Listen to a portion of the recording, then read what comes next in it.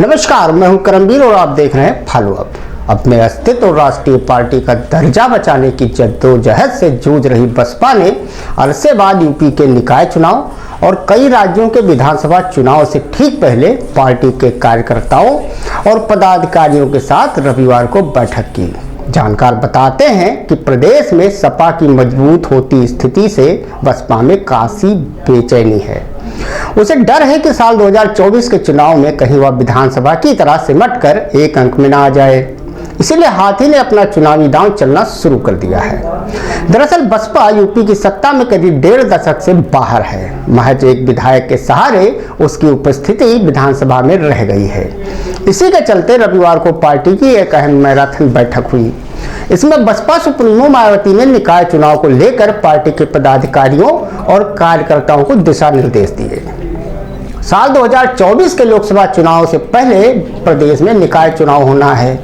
एक तरह से ये चुनाव सभी दलों के लिए लिटमस टेस्ट के तौर पर देखा जा रहा है। इसीलिए पहली बार बसपा अपने सिंबल पर निकाय चुनाव मैदान में उतरने जा रही है। इसके पीछे सबसे बड़ी वजह बसपा का राष्ट्रीय पार्टी का दर्जा बचाए रखना भी है। दूसरी तरफ साल 2024 लोकसभा चुनाव से पहले दलित, पिछड़ा और मुस्लिम वोटर जोड़ने पर भी फोकस है, जिसमें अब सपा और भाजपा ने काफी हद तक सेंधमारी कर रखी है।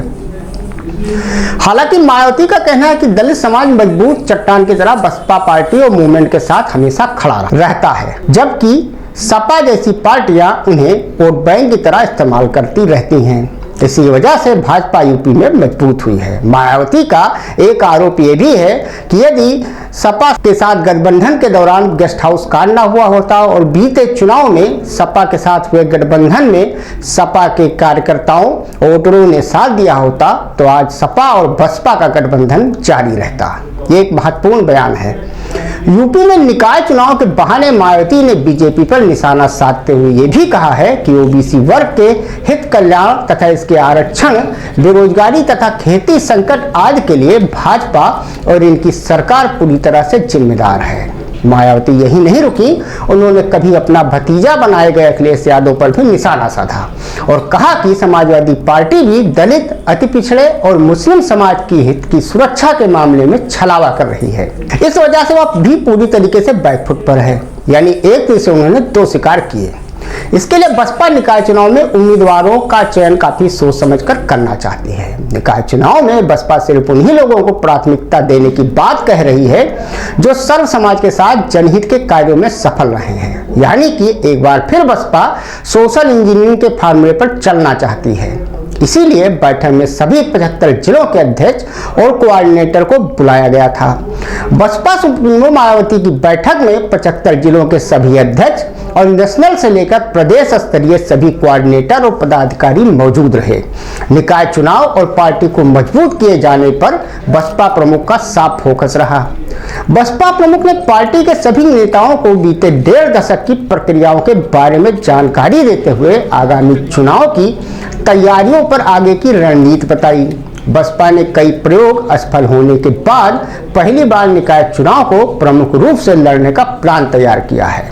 2024 के चुनाव से पहले निकाय चुनाव के जरिए बसपा खुद को यूपी में एक बार फिर से मजबूत करने पर जुटी है।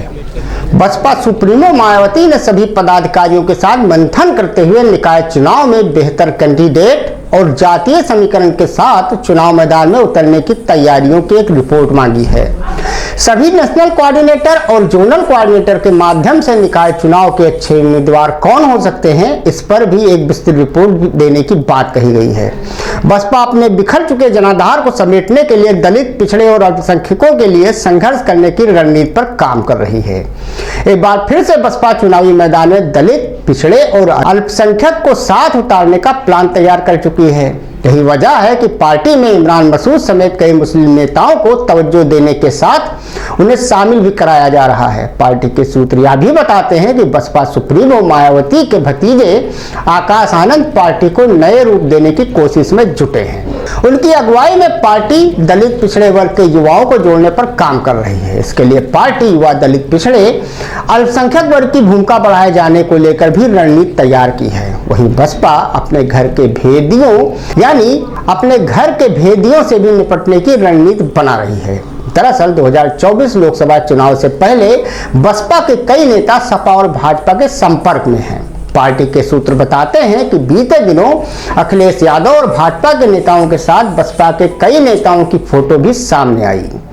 बसपा के नेताओं के संपर्क को देखते हुए मायावती कभी भी उन नेताओं पर पार्टी विरोधी गतिविधियों में शामिल होने के मामले में कार्रवाई कर सकती हैं। वैसे इस सारी कवायद का एक पहलू पार्टी का राष्ट्रीय दर्जा बचाए रखना भी है। बीते 1.5 दशक से चुनाव दर चुनाव बसपा का वोट प्रतिशत गिरता जा रहा है। यूपी विधानसभा चुनाव साल 2022 में 1993 के बाद सबसे कम वोट बसपा को मिले। साल 2022 के चुनाव में 13% वोट बैंक बसपा का रह गया है।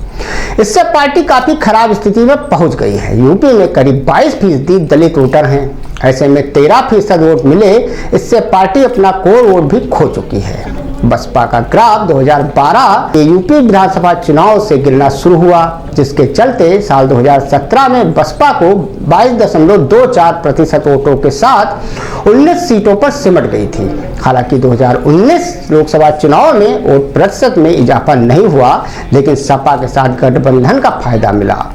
10 लोकसभा सीट पार्टी ने गठबंधन के बूते जीती थी। ऐसे में बसपा की आगे की राजनीतिक राह काफी मुश्किल है। इसी के चलते एक कयास ये भी लगाया जा रहा है कि पार्टी का राष्ट्रीय दर्जा शायद अब न बच पाए।